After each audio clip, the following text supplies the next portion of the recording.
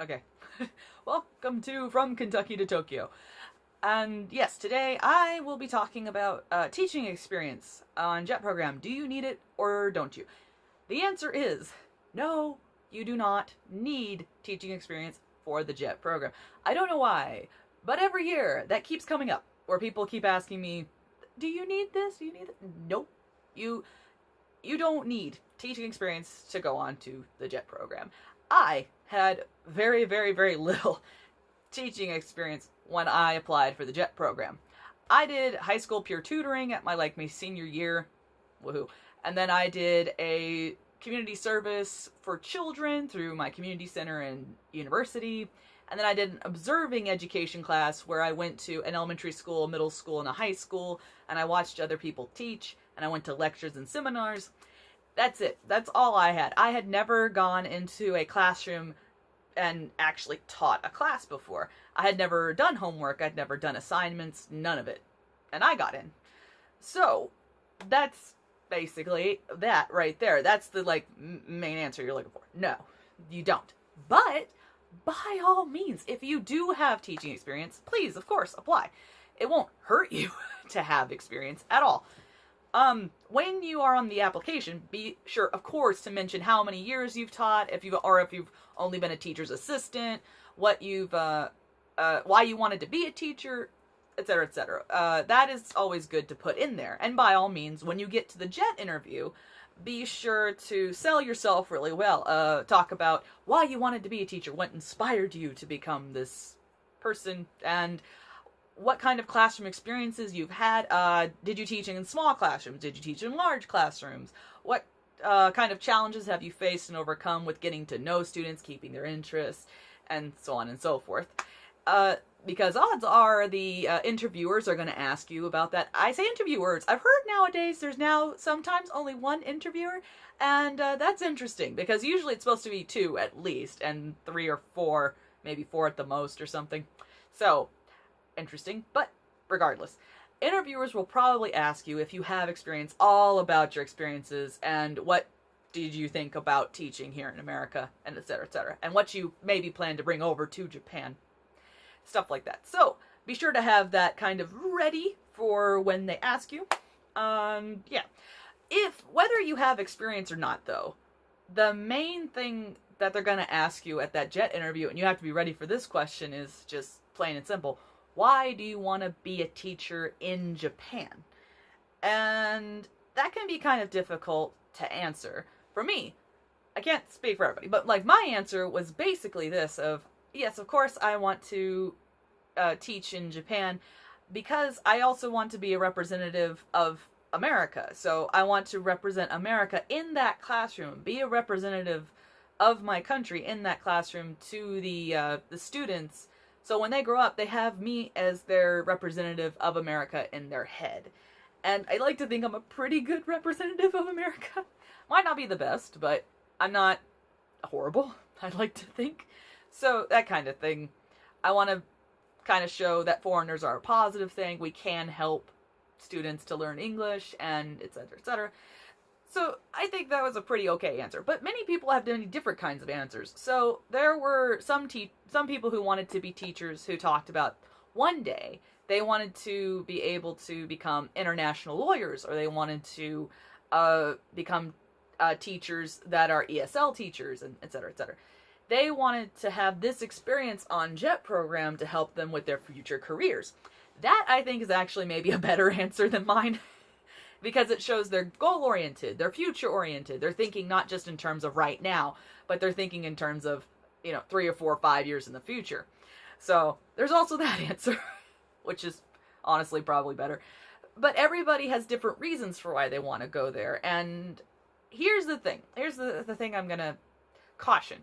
When you go into a JET program interview, specifically, application, I kind of already talked about that before, but at the interview, specifically, when they ask you questions about teaching, about why you want to be a teacher in Japan, don't do this. Don't respond like this, where you go, oh, well, I've kind of just always been interested in Japanese culture. I mean, I've seen this Ghibli movie, I've seen this anime, And yeah, it just sounds like something that'd be really cool to do.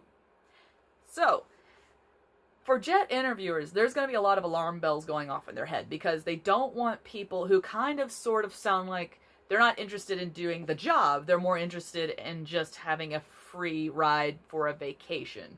And that's not something they want. They want people who at least seem interested in doing the job.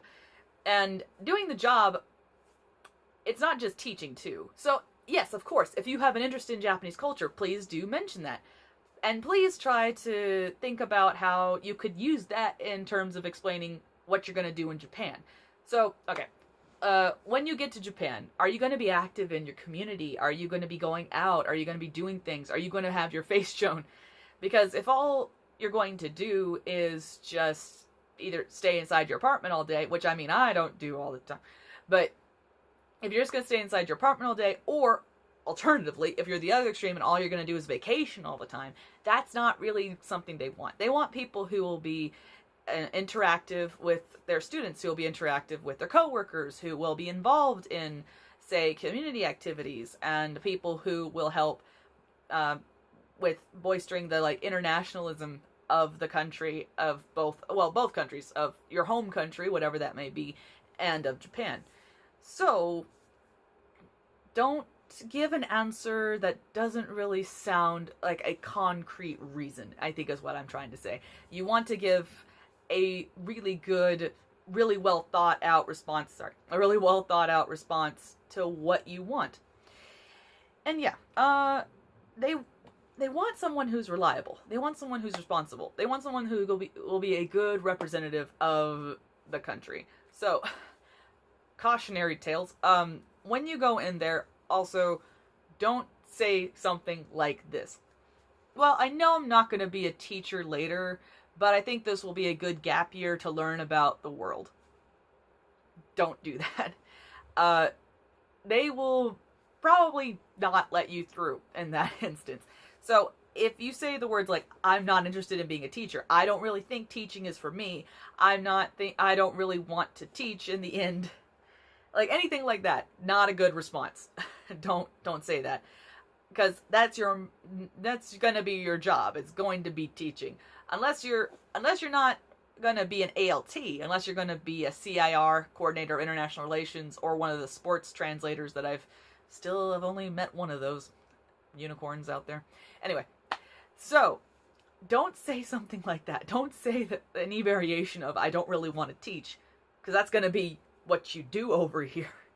So that's been a common thing I've heard of people who got rejected. I've asked them how the JET program interview went, and that got brought up. So don't do that. It sounds obvious when I say it, but you'd be surprised. So that's all for today, basically. I just wanted to get a kind of a quick video out there. I hear the JET interview is coming soon, and that would make sense in timeline ways. So a little bit of a interview tip, but also just kind of debunking a rumor that I don't know why stuff like that keeps coming around. You don't need teaching experience to get on JET program. You don't need to even have any Japanese experience to get on JET program in terms of language and culture. It's fine. But having an interest in those things is, of course, in both those things, in teaching and Japan and Japanese, of course, are great. But you don't absolutely have to have experience teaching. You don't absolutely have to know everything about Japan, but it helps to have an idea, though, about what you're going to be doing on JET program, why you want to go there, what you want to accomplish, versus just a half-hearted, oh, I just kind of want to do a thing. Right? So, those are my little bits of advice. If you have any questions about the JET interview, by all means, please put them in the comment section below, and I'll answer every single one of them, because I know it's crunch time.